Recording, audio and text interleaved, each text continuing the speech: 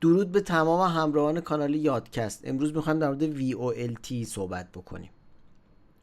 VoLTE چی و به چه دردی میخوره؟ ببینید، ما وقتی که به صورت معمول از طریق موبایل یه شماره یه نفر رو میگیریم، خیلی طول میکشه تا بوق بخوره و بعد این بوق هم که میخوره و میخواد تماس برقرار بشه بی‌نهایت بی‌کیفیته. یه خش خاصی داره، یه صدای بی‌کیفیتیه که همیشه میگیم صدای پشت تلفنی، یه سری حروف و اعداد و اینا مثلا درست نمیشنویم. و بعد وقتی که برقرار میشه تلفن، اینترنت اونم قطع میشه، پیامک هم برامون نمیاد. یعنی اگه بخواد پیامک برامون بیاد و از اینترنت استفاده کنیم، با تلفن رو قطع کنیم، مکالمه بگیم فلانی قطع کن، من میخوام برم تو اینترنت، فلانی قطع کن تا پیامکی برام بیاد. خب این مشکل رو مخه دیگه، حالا بیام حلش کنیم. چجوری؟ با استفاده از VoLTE. VoLTE یعنی Voice over LTE.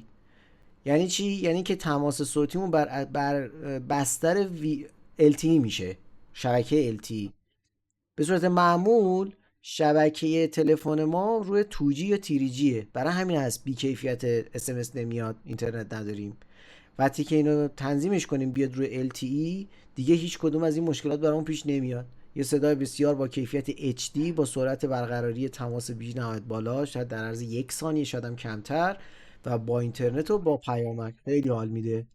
رایگانه، هیچ پولی نیاز نیست بازش پرداخت کنید، گوشیتون ساپورت کنه و سیم کارتتون اوکی باشه.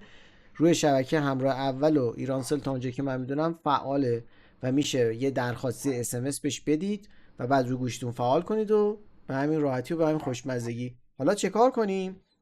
این کارو بکنیم، بریم توی کروم، یعنی براوزرمون رو باز بکنیم، تو گوگل سرچ بکنیم VoLTE، مثلا بزنیم همراه اول، مثلا سیم کارتون همراه اوله.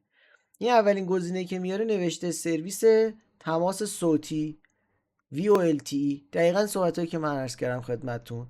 پس یه سری شرایط نوشته که حالا سیم کارتتون اوکی باشه، که گفتم باید آپدیت بشه، و یک SMSی با یک کد دستوری 10 ستاره 10 ستاره 7 مربع رو میگیرید و بعدش هم گوشیتون رو میرید بر اساس این آموزشی که اینجا گذاشته، حالا آیفون، سامسونگ، هواوی، مثلا آیفون رو چک بکنیم، گفته بعد از اینکه این شماره رو گرفتی بیا برو توی ستینگت، این مراحل رو پیش برو و VoLTE تو فعال کن.